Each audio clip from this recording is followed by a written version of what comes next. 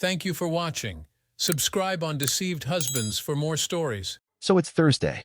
I'm supposed to be in Atlanta until Sunday, but miracle of miracles, the last client decided to cancel, which meant I was free to catch an early flight, grab a burger at the airport, and play hero husband by coming home early. I even stopped at the florist like some goddamn Hallmark movie character and picked up a dozen pale pink tulips for Clara, my wife. Pale pink tulips, symbol of innocence. The irony would slap me in the face later. I pull into the driveway around 3 p.m. and there it is, a car I don't recognize. Some sleek little dark blue coupe with tinted windows, the kind of car that says, "I own cologne more expensive than your rent." My first thought, maybe it's Olivia from yoga or Emily next door visiting. Sure, because that's totally normal. Strange dude's car just parked like he owns the place. I go inside, calling out, "Honey, I'm home early." All chipper like some sitcom husband from the 60s. No answer, but I hear the shower upstairs. I smile. Perfect, I think, like an idiot. He'll sneak up, surprise her with the tulips. Maybe recreate one of those shampoo commercials where the husband shows up and everything gets steamy, only with more knee pain and less upper body strength. I put the tulips in a vase like the thoughtful sap I am and head upstairs. That's when I hear it. Voices, plural. One of them is definitely male and not in the your gay best friend who does your nails way. No, this one's got the deep, confident tone of a man who does push-ups for fun and probably refers to his abs as the boys. Then Clara laughs. This flirty, breathy laugh I hadn't heard since Reagan was in office. The first Reagan. My gut, instantly in knots. My heart, somewhere in my left sock. I creep toward the bedroom. The bathroom door is cracked open, and I can hear the water still going. Through the frosted glass of the shower door, I see silhouettes. Two of them. Not ghosts. Not my imagination. Just my lovely wife and her random naked gym membership. I don't even remember deciding to open the door. One moment I'm outside and the next I'm yanking it open like I'm about to announce myself as the star of Dateline NBC to catch a cheating spouse. And there they are. Clara, Marcus. Yeah, I found out his name later because of course it's Marcus. Marcus looks early 40s, dark hair, built like a guy who says things like dude and owns more than one protein shaker. He throws his hands up like he's caught breaking into a vending machine. Well, man, I can explain. Can you, Marcus? Can you explain what quantum leap of logic brought you naked into my shower? Clara shrieks and grabs a towel like that's going to preserve her dignity. Sweetheart, that ship sank about 4 months ago. I point at Marcus. Out. Out of my house. Now, he's all fake calm, trying to de-escalate like he's the reasonable one. Yeah, no problem, man. Just gonna get dressed and leave, all right? No need for drama. No need for drama. Marcus, you a-hole. You're literally dripping in my house in the same spot where I once sang happy birthday to my daughter while holding a rubber duck. You've already peed in my emotional swimming pool, and now you're asking me not to make waves. And that's when something in me snapped. Maybe it was the nonchalance, like he's done this before, like I'm the one inconveniencing him. Maybe it was the smirk I swear he tried to hide. Or maybe, just maybe, it was the fact that he was in my shower in the house my grandmother left me. I don't know what came over me exactly. One moment I'm standing there, marveling at the absurdity of finding a naked gym rat in my sacred marital shower, and the next, I grab him by the shoulders. Marcus didn't even see it coming. I slammed him hard against the bathroom wall with the kind of force that would make drywall file for a restraining order. The shampoo bottle fell over. Something ceramic cracked. Probably a fancy candle may have never even lit. Tragic. Marcus, to his credit, tried to push me back. I think he forgot I'm 6 feet 1 inch, pissed off and built from 17 years of repressed marriage rage and Costco water bottle deliveries. So I hit him, and not in the open hand slap, like a Real Housewives reunion kind of way. I clocked him clean. He stumbled. Then I hit him again. This time he crumpled like a folding chair at a barbecue, hands going straight to his face. Blood from his nose. Bright, dripping, ruining my goddamn bath mat. Clara. Oh, now she decides to participate, screaming my name like I'm the lunatic here. David, stop. You're going to kill him. Please. If I wanted to kill him, I wouldn't have used my fists. I'd have locked the bathroom door and turned the water heater to scalding vengeance. Still, something about the sight of blood shocked me back to reality. Not guilt. Not remorse. Just the sheer mess of it. The towel. the waist of a perfectly good white bathrobe that now looked like it belonged on a Civil War battlefield. So I backed off, stood up straight like I was the adult in the room, despite being the only one who hadn't recently shared a loofah with my wife, and said, "You've got 5 minutes. Get out of my house before I call the cops myself." Marcus scrambled like a raccoon caught raiding a fridge, clothes in hand, bleeding from the nose, half-dressed, dignity trailing behind him like a forgotten sock. Looked like he was fleeing a haunted house. But no, just my house, my grandmother's house. And yes, in that moment, I felt majestic. "Clara," she ran after him. "Marcus, wait," like we were in a soap opera called Desperate Housewives of Eastwood. And I just stood there, watching her towel flap in the wind, wondering where exactly my life took a detour into this badly scripted telenovela. Fast forward to now. I'm apparently psychotic, violent, dangerous. Clara staying with her sister, who, by the way, once told me quinoa was too spicy. So great company. She says she's afraid of me. Afraid. The same woman who once threw a wine glass at a raccoon outside because it looked at her wrong. Now she's talking divorce, restraining orders, the full Lifetime movie villain husband package. Then comes the cherry on the dumpster fire. Mason, our son, calls me yesterday, says his mother told him what happened. "Dad," he says, voice full of judgment, "I can't believe you attacked someone like that." "Attacked someone like that?" I say. "He was naked. With your mom. In my shower." "That doesn't give you the right to beat him up," he replies. Ah, kids. They grow up, go to college, take one intro to ethics class, and suddenly they're the Dalai Lama. I tried to explain, tried to walk him through the situation, but he just kept saying how disappointed he was, that he's ashamed. Ashamed, like I kicked a puppy, like I cheated on her with Marcus. My brother, naturally, has opinions. "Should have called the police," he says. "Oh, really, Sherlock? Call the cops and say, hi." "Yes, I'd like to report my wife's taste in men. Not illegal, remember? As long as she consents, the law doesn't care who's naked in whose shower." And just when I think this whole Greek tragedy can't get more absurd, bam, Sunday morning, I'm at work. I've got a meeting with clients at 11 a.m. Big ones. Ones who could actually bring in real money and stop my office from smelling like budget printer toner and desperation. 2 uniformed cops walk in, not undercover, not in suits. Uniformed, David Grant. One says, like we're in a damn courtroom drama. I raise my hand like I'm being picked for dodgeball. "Present, sir, we have a warrant for your arrest." Professional, yes. Subtle, absolutely not. Every head in the conference room swiveled toward me like I'd just confessed to being Banksy. My boss had to step in, had to explain to the clients we've been chasing for 3 quarters, why their meeting was being postponed. So yeah, I spent Sunday night in county jail. Ever wanted to know what rock bottom smells like? It's a mixture of bologna sandwiches, Lysol, and broken dreams. I was in there until my lawyer, Ron Dawson, no relation to that Ron Dawson. This one looks like a hitman who works as a DJ on weekends. He worked his magic and got me out on bail. Assault in the 3rd degree, a misdemeanor, thank God, but apparently still serious enough to threaten me with up to a year in jail and a $4,800 fine. I paid $2,800 for bail. You know what I could have bought for $2,800? A new grill, a vacation, therapy. Instead, I bought one night in a communal concrete suite and a criminal record. Now Ron Dawson, Esquire. This man is a legend in husband-saving circles. Picture a divorce lawyer crossed with a bulldog in a Hugo Boss suit. His entire office smells like cigar smoke, old scotch, and vengeance. The man breathes in restraining orders and exhales custody wins. He once got a guy visitation rights for a dog. A goldfish, actually, but still. Anyway, while I was locked up, probably missing my last decent chance at a full night's sleep this decade, Clara was apparently starring in Law and Order, Betrayal Unit. She went to court and got herself a temporary restraining order. She claimed I had a history of controlling and violent behavior and that she feared for her safety. This woman, has she met me? 17 years. Not once. Not once have I laid a hand on her. Never even yelled.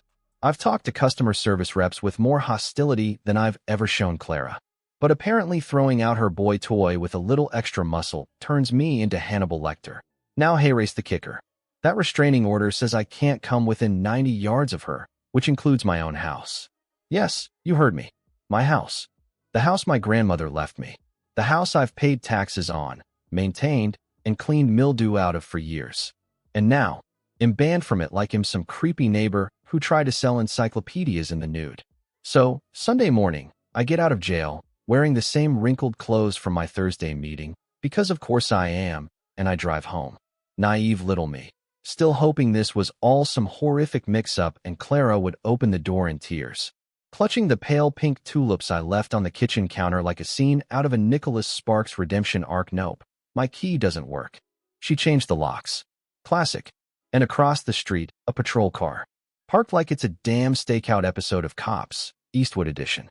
Just sitting there, making sure I, the dangerous villain, don't violate the sacred perimeter of my own damn driveway. I called Ron immediately. David, he said, in his signature growl, you've got the deed, right? Yeah, then don't worry. We'll fight this. It's all smoke and drama. Temporary restraining orders are like Hollywood marriages. Look scary, but rarely last. The man is a divorced god. He's Zeus, but with better hair and court citations. The restraining order's valid for 2 weeks, and then we've got a hearing. That's when a judge will decide if I'm a menace to society or just a man who found a stranger in his loofah zone. Until then, I can't go home, can't grab my clothes, my mail, my laptop, my good razors, my deodorant. I'm living out of the suitcase I packed for a 3-day business trip, now converted into my sad mobile wardrobe. Hotel life, glorious. I'm on a first-name basis with the night clerk, and I've memorized the vending machine options. And don't get me started on how dignified it feels to take Zoom calls from the corner of a room that smells like air freshener and despair. Clara won't return my texts. I've tried every version. Please call me. Let's talk. Really? Silence. So I tried calling the house. One last Hail Mary. She answered and immediately hung up. The real punch in the gut? Mason came home from college this weekend. And where's he staying? Oh, just at the house. With her, my house, my grandmother's house. The one I'm now legally banned from like I'm some sort of haunted antique. I texted him, nothing dramatic, just, hey, wanna grab coffee? I'd really like to talk. Simple, measured, fatherly. He responded with, Mom showed me the police report. I can't believe you're my father. Don't contact me until you get help for your anger issues. My anger issues. I laughed out loud. Alone, in a hotel room. In sweatpants I've worn for 3 days because all my other clothes are in her custody now. Anger issues. I've spent 17 years married to a woman who thinks using both sides of the sponge is disrespecting the system, and I never once raised my voice. I've watched The Bachelor for 6 consecutive seasons without throwing a chair. I didn't even get mad when Clara bought that stupid reclaimed wood table that gives splinters if you look at it wrong. But this one moment where I catch a stranger playing loofah Olympics with my wife in my shower, this is the moment that defines me. So yeah, I responded, what anger issues?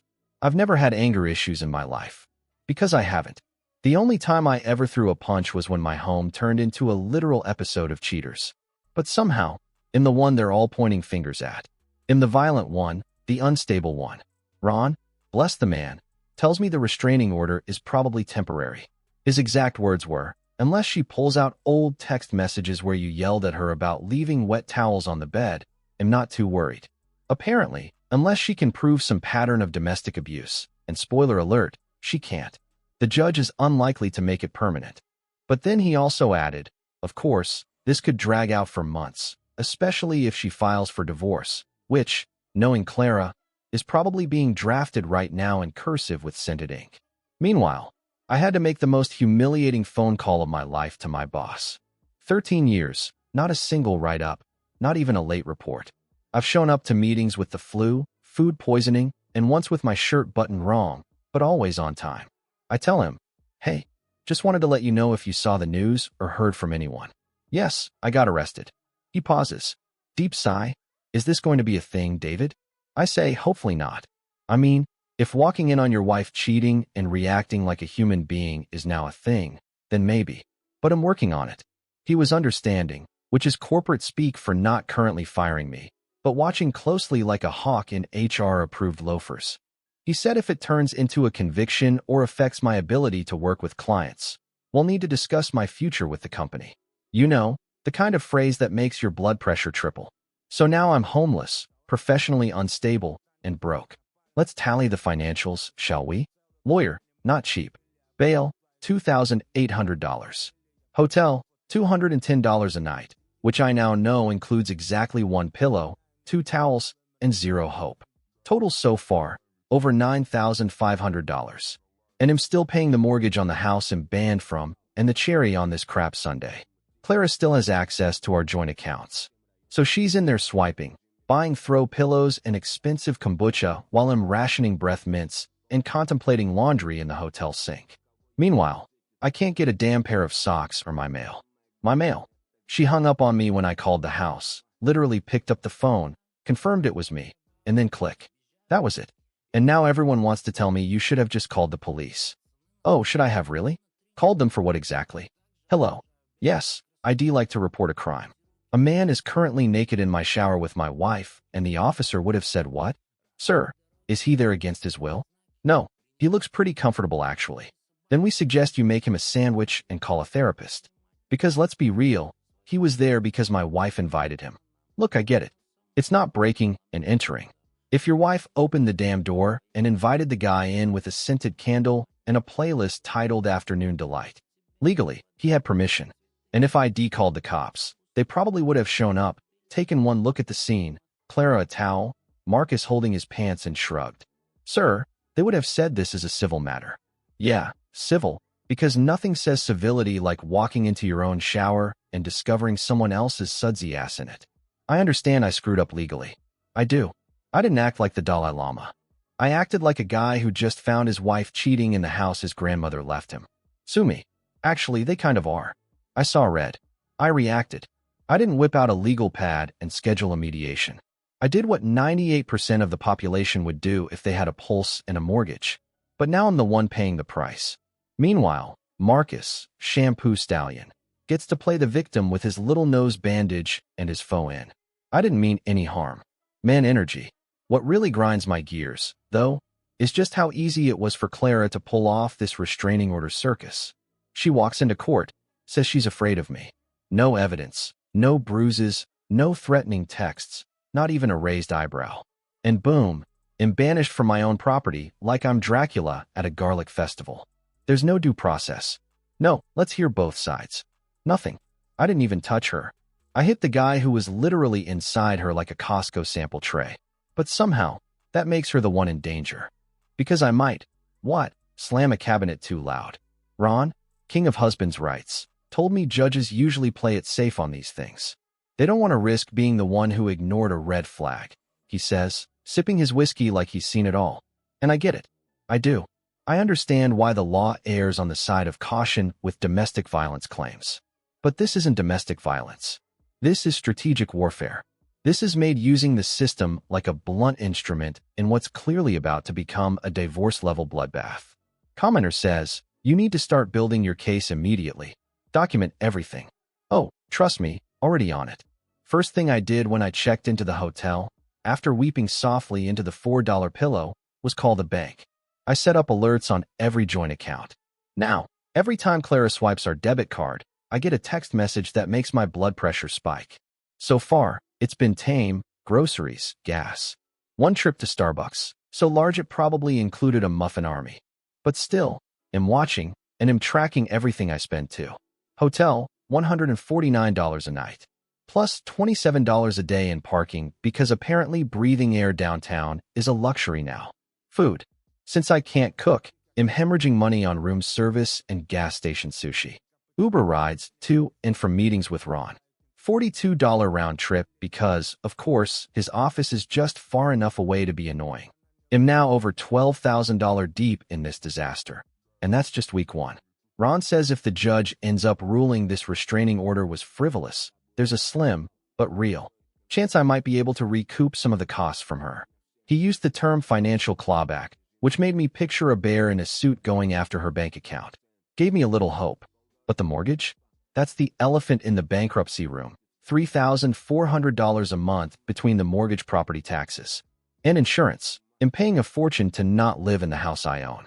It's like sponsoring a child overseas, except the child is my house and the updates are just photos of Marcus using my espresso machine. If this drags on for months, and Ron says it very well could, I'm screwed. And Clara knows it. I'm not naive. I know Clara. I've been married to her for 17 years. I know exactly how her mind works when she wants something. It's like watching a chess grandmaster play speed checkmate with your finances. She's probably counting on me bleeding cash until I finally throw up my hands and agree to some humiliating, half-baked divorce settlement just to make it stop. The hotel, the lawyer, the Uber receipts, the meals that taste like microwaved sadness. I'm hemorrhaging money like it's trendy. But hey, race the thing, she's always been good at this. Not fighting dirty, fighting surgical. She knows pressure points like a chiropractor with a grudge. And right now, mine is spelled M-O-R-T-G-G and M-Y-S-O-N. And speaking of Mason, a friend asked me, have you considered your son might genuinely be concerned about your behavior?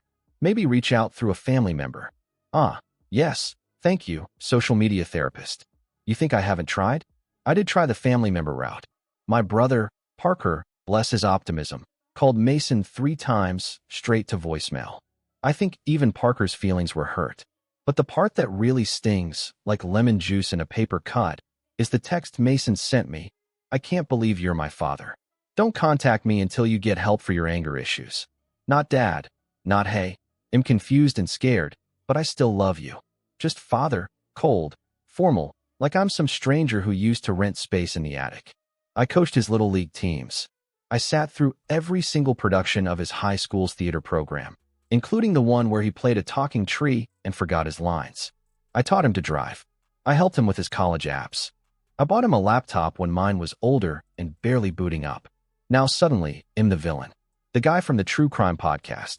Mason convinced him I'm some sort of raging lunatic who's one traffic jam away from going full Hulk. I don't even slam cabinet doors, for God's sake. And sure, maybe Mason's scared. Maybe he's confused. But I'm his father. That's supposed to mean something. Maybe not get out of jail free card level, but at least a benefit of the doubt. A phone call. Hey, is this true? Instead of a pre-written disowning text. Now, fast forward to the restraining order hearing 4 weeks ago. Ron naturally walks in like he's starring in Suits, Suburban Edition, cufflinks, pocket square. The man brought 3 color-coded binders and a vendetta. Clara shows up with her attorney, a woman who looked like she charges by the eyebrow raise, and starts painting a picture of me as some unstable tyrant with fists of fury. But then reality hit. No evidence, no threats, no pattern of behavior. Just one outburst in one extraordinarily provoking situation. And by the time Ron finished quoting case law like it was slam poetry, the judge looked at Clara and said, "There's insufficient cause to grant a permanent restraining order." Boom. Just like that, it was over. Well, the legal part was. But what happened in that courtroom? That changed my relationship with my son forever. First, the good news. Because God knows we need a miracle crumb around here. Ron was right. Turns out, when you haven't actually been abusive, it's hard for someone to prove you're abusive. Crazy, I know. Clara couldn't present a single shred of evidence of domestic violence or threats. The judge even said, out loud, bless her, that while me decking Marcus was clearly not my finest moment, it was an isolated incident and did not demonstrate a pattern of violence toward Clara. Translation, sir, you're not a monster. You're just a guy who caught a naked interloper using his loofah and momentarily turned into Liam Neeson. So the restraining order? Dissolved. Gone. Poof. And the house. Mine again. Sweet, sweet home, minus the spiritual stench of betrayal. But then it got messed up on a level I didn't think possible. Mason, my son, my flesh and blood, the kid whose diapers I changed and who once sobbed over a broken Lego spaceship, walked into that courtroom and testified for his mother against me. I remember watching him walk to the stand like he was about to give a TED Talk on how to shatter your father's soul in 3 easy steps. He looked straight at the judge and said, under oath, that I was controlling, emotionally abusive, that I monitored all communications in the house and made major family decisions unilaterally. Excuse me? We had parental controls on the Wi-Fi, like every other parent who doesn't want their teenager discovering the dark side of Reddit before they finished algebra.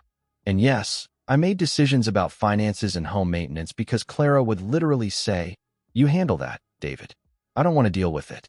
She once had a panic attack because she couldn't remember if she paid the water bill or if it was magic. But the dagger was when Mason said I was relieved to leave for college because I didn't have to walk on eggshells anymore. Eggshells.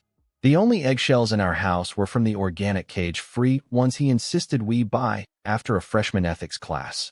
This is the same kid who used to call me every Sunday like clockwork. Hey Dad, got a B on my psych paper.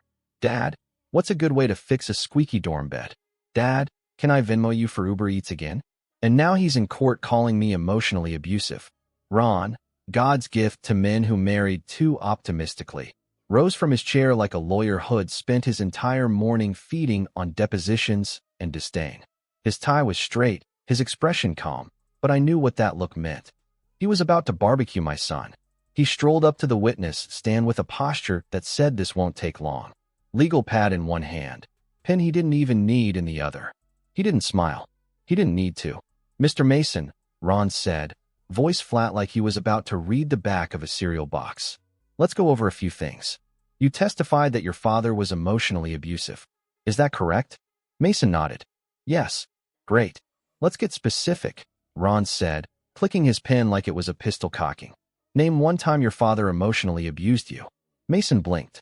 Well, it wasn't like one specific time. It was more like, so no specific time. It was just the overall environment. I always felt like I had to walk on eggshells. Oh, I see.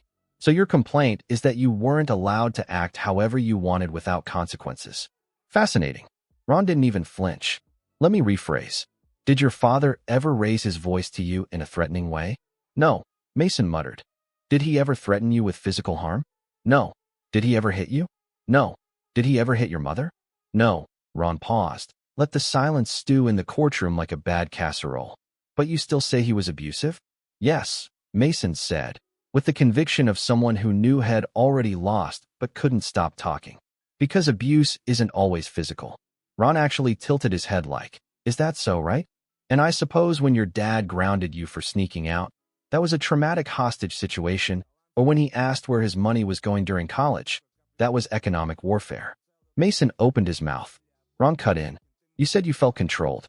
Did your father track your phone? No. Install spyware on your computer? No. Confiscate your electronics without reason? No. Ron smiled just a little. So, he paid for the Wi-Fi, the rent, your car, your tuition, and at no point did he physically harm or threaten you. But you felt abused because he expected you to follow basic rules in his home.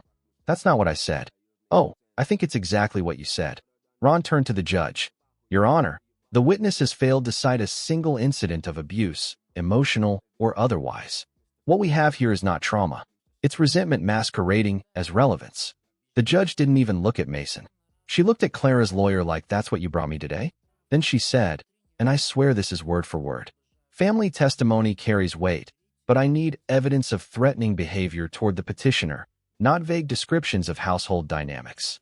And just like that, Ron sat back down like he'd just gone for a stroll, and Mason looked like someone had just unplugged his brain mid-download.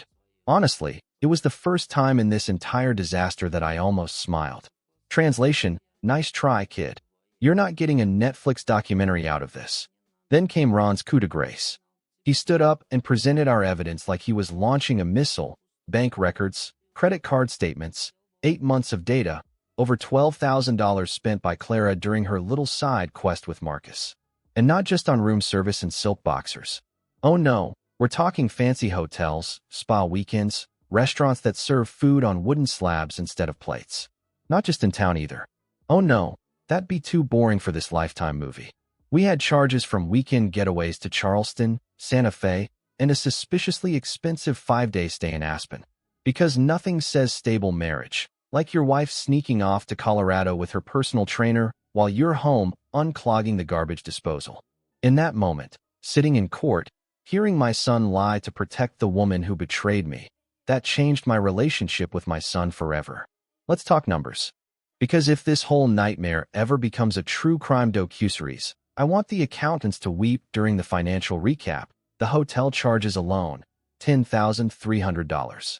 These weren't roadside motels with questionable stains and an ice machine that moans at night. No, we're talking full-blown marble bathroom, bellhop and white gloves, luxury. Places like the Four Seasons in Atlanta, Hotel Crescent in Dallas, and some absurd boutique spot in Sedona, Arizona, where the rooms have chakra-lined aromatherapy menus. Because apparently, When you're cheating on your husband, it's important the room smells like eucalyptus and betrayal. Ron, God bless the man. May his suit collection live forever, laid it all out for the court like a Netflix series finale. We're talking $6,200 on dinners. That's not counting cocktails and tasting menus for two with descriptions that use more adjectives than a poetry slam. And then for $1,350 at jewelry and men's clothing stores. For Marcus, because nothing says thank you for your service like a new leather belt and a sterling silver bracelet from a store where you need a doorman to even make eye contact with a necklace. Then came the real kicker, the phone records, hundreds of calls and texts to Marcus going back 8 months. It was a digital love letter in the form of a spreadsheet, timestamp after timestamp, perfectly matching the hotel bills and restaurant swipes. Clara's lawyer tried to wave it off like it was a Groupon email. Irrelevant, she said, like she was trying to skip over a spoiler in a courtroom, but the judge wasn't buying it. She looked at the stack of evidence like she'd just been handed the receipts for every lie Clara ever told in marriage counseling. Her words direct quote, "This paints a very clear picture of a sustained affair, which provides significant context for Mr. Grant's reaction upon discovery." Translation: No, he shouldn't have hit the guy, but it's not exactly a Hallmark misunderstanding either. So the restraining order? Gone. Torn apart, like one of those overpriced silk shirts Marcus probably picked out on my dime. But Clara wasn't done. Oh no, that same afternoon, she filed for divorce. With the speed and grace of someone who's had the papers ready in her purse since April. Now she's asking for spousal support, half the value of my house, the house my grandmother left me in her will. May she rest in peace and not haunt me through this paperwork and half of everything else we own, including my 11-year-old Weber grill and the air fryer she swore she hated. Her divorce lawyer is pulling every card short of calling me an international warlord. They're trying to argue that because I have one assault charge, and let's be clear one, that I'm unfit to manage finances and Clara needs to be protected from my volatile tendencies. Volatile. I once spent 4 hours fixing a garbage disposal without cussing once. But now I'm the poster child for chaos. Thankfully, my criminal lawyer, who now answers my calls with what happened this time, says it's likely going to get knocked down to a disorderly conduct plea. Probation, anger management classes, maybe a stern talk about my emotional bandwidth.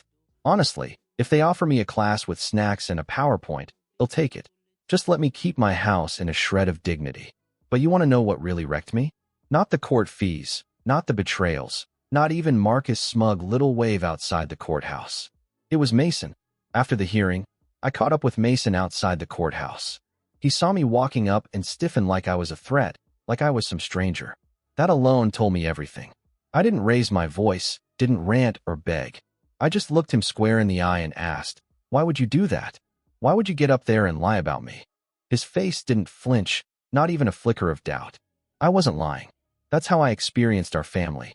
That line, like had rehearsed it in front of a mirror. I laughed, quiet and bitter, right? Rules and expectations, discipline and structure. That's abuse now. Looking at you right now, I feel that I failed to raise man. He crossed his arms. Defensive. It is when it's all about control. I'm proud of Mom for finally standing up to you. I stared at him. Not my son. Not anymore. Good, I said. Calm, clear. Ice in every syllable. Then make sure you stay on her side. From now on, you are not my son. You made your choice in that courtroom. Don't expect a second chance when it all falls apart. He blinked. Like he didn't expect me to say it.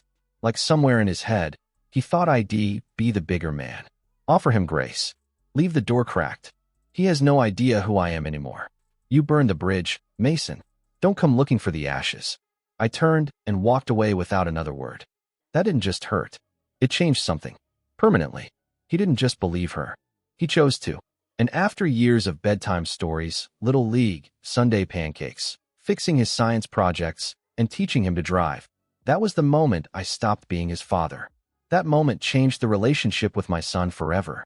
So Mason's still shacked up with Clara at her sister's place, probably sipping oat milk lattes and journaling about trauma that didn't exist. They've both blocked my number, which is honestly a blessing. Saves me from reading another sanctimonious text that starts with, "as someone healing." My brother keeps telling me to repair the relationship like it's a scratched coffee table and not the human embodiment of betrayal who stood in court and called me an emotional war criminal. I mean, really. Where exactly do you begin after your son accuses you of abuse on the record? A fruit basket? Group therapy? A seance? Anyway, on to something less depressing, the divorce. And spoiler alert, it ended in a glory. Satisfying courtroom beatdown. When I tell you Ron walked into that courtroom like a legal warlord, I mean the man was glowing. He had a color-coded binder, a custom-tailored suit, and a quiet smirk like he already knew the judge's ruling. Now, Clara tried her usual theatrics, brought up years of psychological torment, controlling behavior, and financial dependence, all with the emotional range of a C-list soap actress. But this time, she wasn't in her bathrobe holding a wine glass and FaceTiming her sister for backup. She was facing a judge who had read the receipts, literally. Ron brought out the receipts, all $20,200 worth of her romantic little affair budget. Hotels, spa treatments, steak dinners for two, jewelry, designer clothes from stores where you can't even pronounce the brand unless your last name ends in Rothschild. And when her lawyer tried to push for a bigger payout, claiming she was owed half the house and financial security after years of sacrifice, Ron smiled, flipped open his binder, and calmly said, "Your Honor, the home is inherited property and therefore not subject to division under state law. Additionally, all major renovations, kitchen remodel, basement build-out, new roof, were financed solely through my client's income." Boom. Even had invoices, color-coded, chronologically sorted. It was courtroom jazz. The judge nodded along, clearly unimpressed with Clara's financial sob story.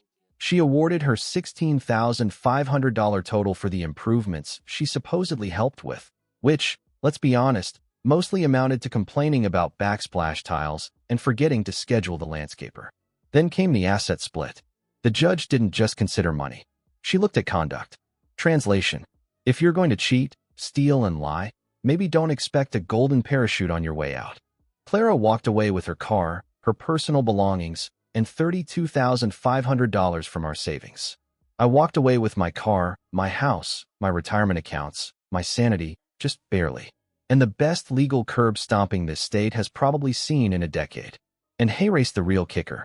She pushed for spousal support, claimed she was starting over and needed financial assistance to get back on her feet. Ron didn't even argue. He just raised one eyebrow and handed the judge our documentation. The judge laughed. I'm not exaggerating. Laughed. Someone who spent nearly $21,000 on hotels, gifts, and vacations with her boyfriend, she said, seems perfectly capable of managing money and supporting herself. And that was it. Clara lost her shit when the ruling came down. So right after the judge handed down the ruling, house stays mine, no spousal support, minimal asset split, Clara burst into tears like she just found out her favorite wine was discontinued. She started in with the whole performance. I gave up my career for this family. This isn't fair. I wanted to raise my hand like a guy in the back of a classroom and say, "Your Honor, may I remind the court she worked part-time by choice and quit 3 years ago because she couldn't handle office politics. Not because I forced her into domestic servitude. But I didn't need to say it. Ron already had it in the file. A printed email, in Clara's own words, stating she left work because she was tired of corporate drama and wanted time to explore creative passions, which apparently translated to explore Marcus' hotel room rotation. The judge didn't budge. She sat there, stone-faced and completely unimpressed by the waterworks. Adultery, she said, has consequences, and using marital funds to support an extramarital affair is a serious breach of fiduciary duty. And boom, just like that, Clara's Hail Mary collapsed like a flan in a cupboard. The judge even told her she could appeal, but the evidence was ironclad, and the ruling was textbook fault-based divorce. Translation: go ahead and appeal, but you're going to waste your boyfriend's new cologne money on legal fees.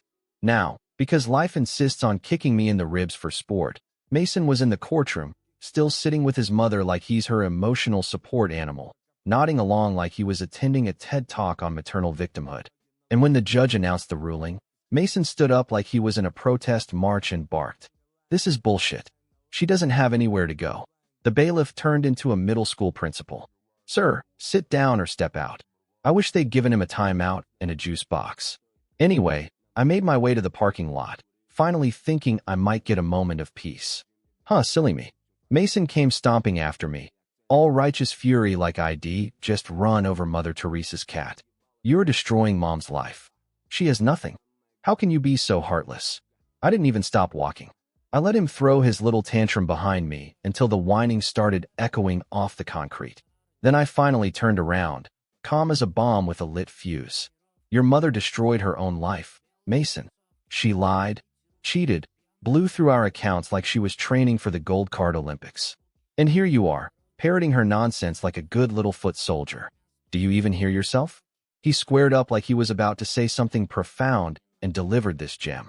A real man would take care of his wife, no matter what she did. I stared at him. This college sophomore, who once asked me how to boil pasta, was lecturing me on manhood. A real man. I said, laughing, "Kid, you still think emotional maturity means not slamming your dorm door. Don't talk to me about being a real man until you've grown a pair and call spade a spade. Your mother cheated. I dumped her. End of story." My voice dropped flat. Cold. You want to play adult?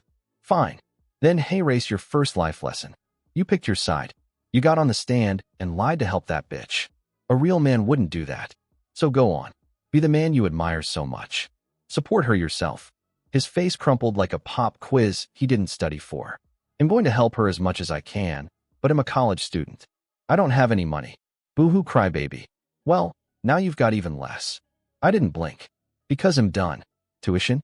Gone. Allowance? No more. Gas card? Say goodbye. You wanted to be a grown-up? Welcome to the club.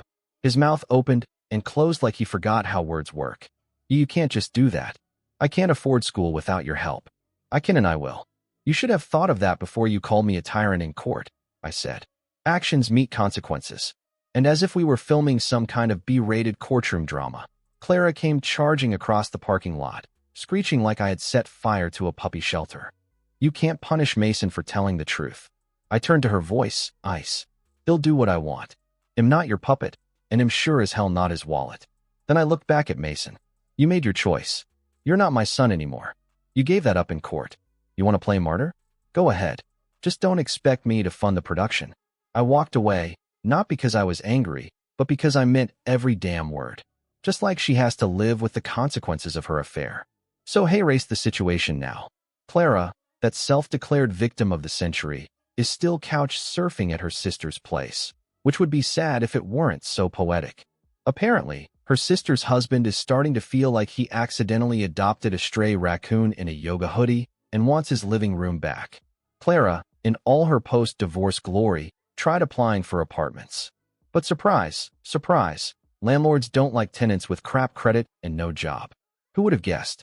Most places want first month, last month, and a security deposit up front, because again, this is earth not entitlement land, and she somehow already managed to burn through most of that $32,500 from the settlement.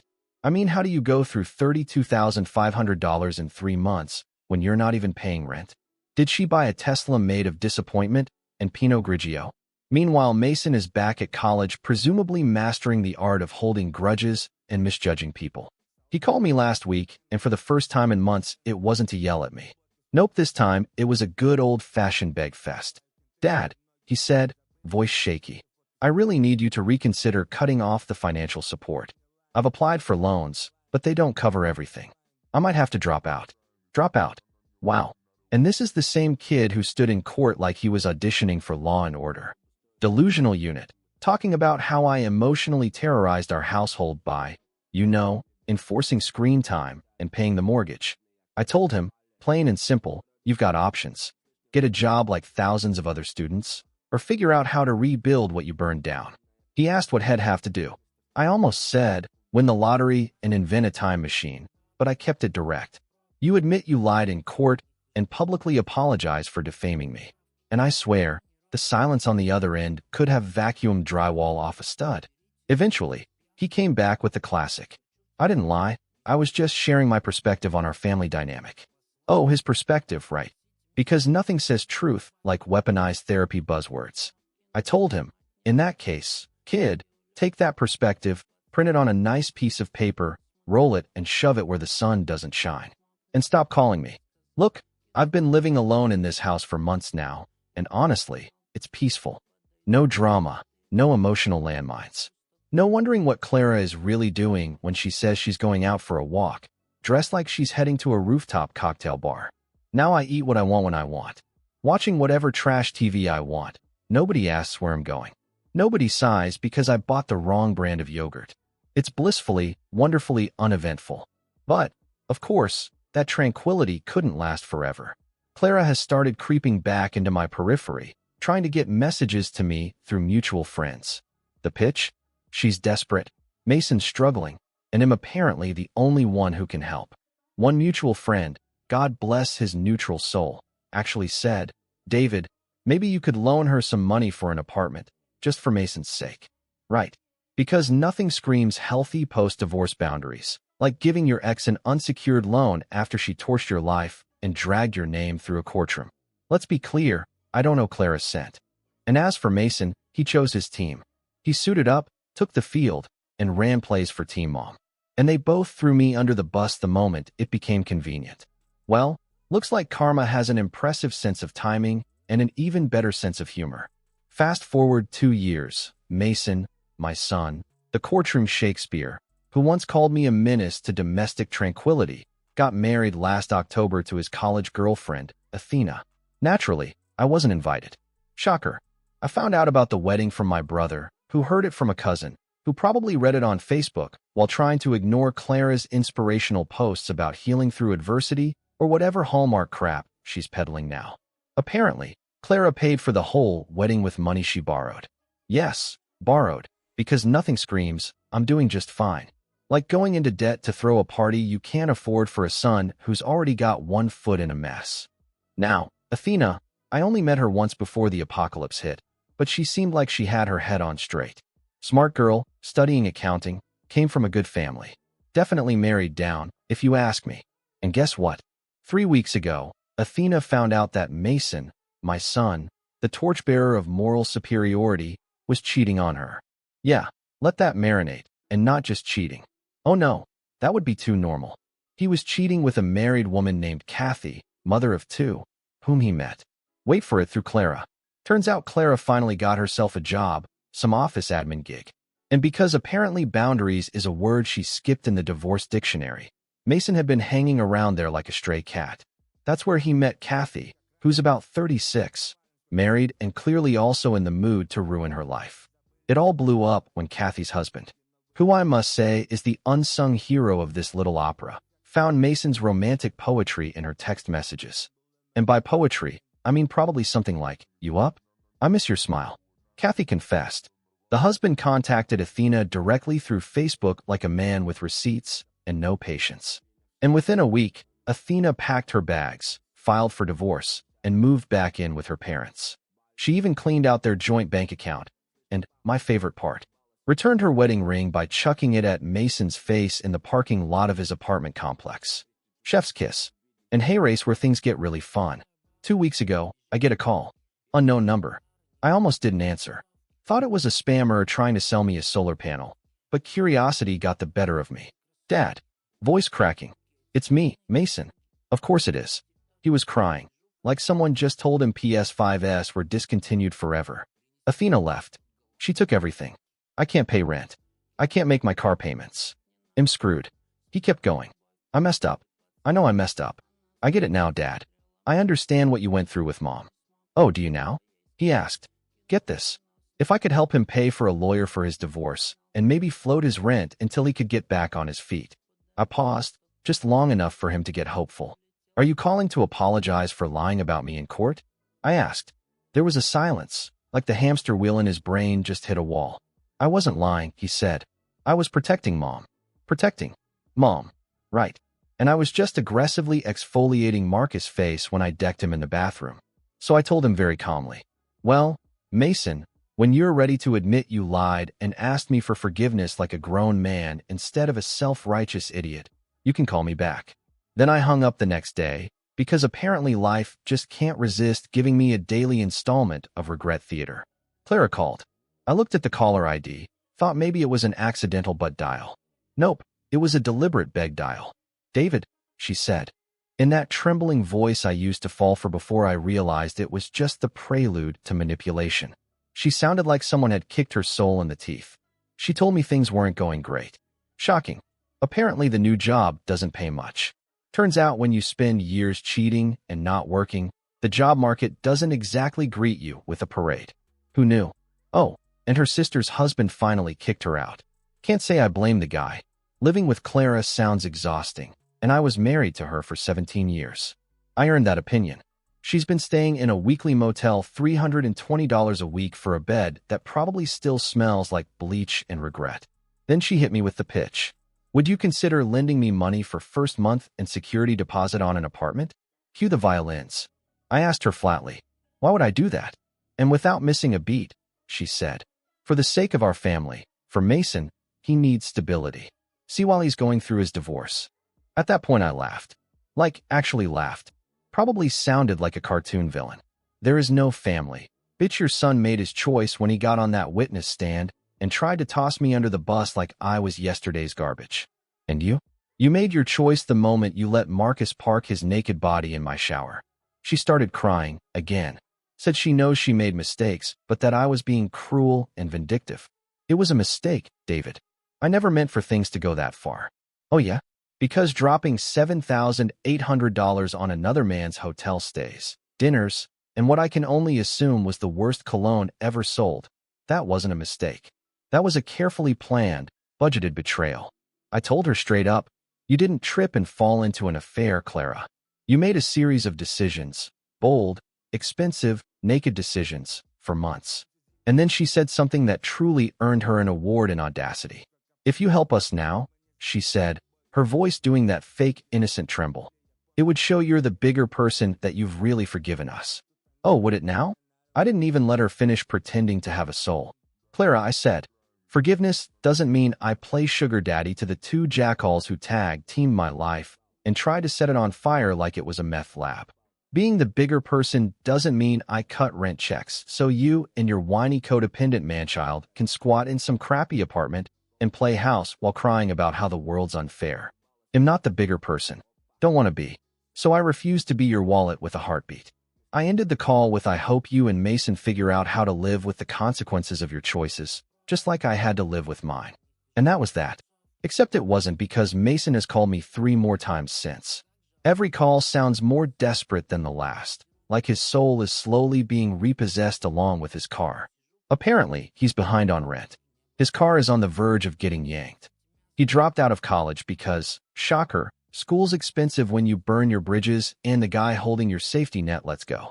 And now the golden boy who once stood in a courtroom and said I was a threat to his emotional safety is working at a pizza place, making $16 an hour. The last time Mason called, he finally got around to muttering something that vaguely resembled an apology. It only took 2 years, a divorce, and whatever dignity he had left sliding out the back of a Little Caesars uniform. Dad, he said, voice low, like head just discovered shame was real. I'm sorry for testifying against you.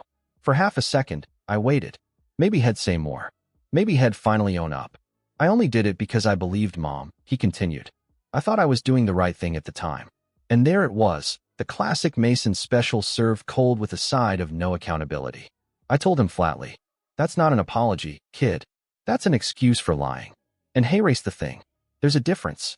One says I'm sorry for the damage I caused. The other says, sorry you didn't like what I did while I was busy being self-righteous. He went quiet after that. Probably went to cry into a garlic crust. Then, out of nowhere, I got a Facebook message from Athena.